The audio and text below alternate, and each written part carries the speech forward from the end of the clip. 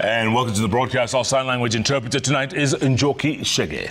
Now, 24 individuals, including 12 patients, have been questioned over the murder of a patient at the Kenyatta National Hospital. Others who have been grilled by the DCI detectives from the DCI include nurses and watchmen on duty. The detectives are also trying to establish why the hospital CCTV was switched off. KNH acting CEO Dr. William Sigilai has intimated that the murder may have been carried out by someone from inside the facility, as there was no evidence that the assailant was an outsider. Mary Moki has the details. 2 days since the chilling murder of Gilbert Kinyua, who was killed while admitted as a patient in Ward 7B, the hospital has broken its silence and addressed the intrigues surrounding the fatal stabbing of the patient, the second such attack to occur in the facility.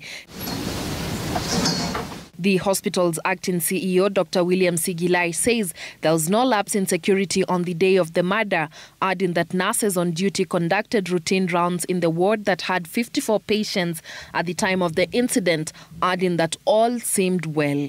On Friday morning, at approximately 6 a.m. or thereabout, Mr. Kinyua was found with his face covered with a blood-stained sheet. The nurse discovered that this person was motionless with a deep cut on the frontal aspect of his neck. The area was immediately cordoned off as a crime scene, and the DCI was notified. The hospital, which finds itself in the same predicament it was in 10 years ago when another patient was similarly stabbed in November of 2015, could however not explain how the CCTV at the country's largest national hospital was not working.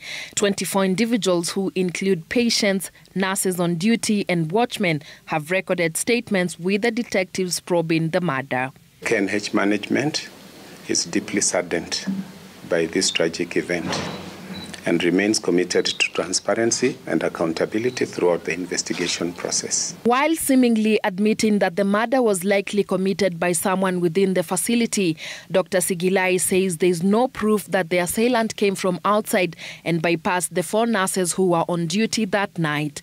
The murder of Kinyua, a patient who was immobilized and completely reliant on nurses for round-the-clock care following his diagnosis of a neurological nerve damage, raises more questions as to how nurses manning that ward failed to hear his screams for help, and how the assailant left the room without the other patients in the ward raising any alarm. At this point in time, we actually do not have evidence that anybody walked in and committed a crime, and committed the said crime.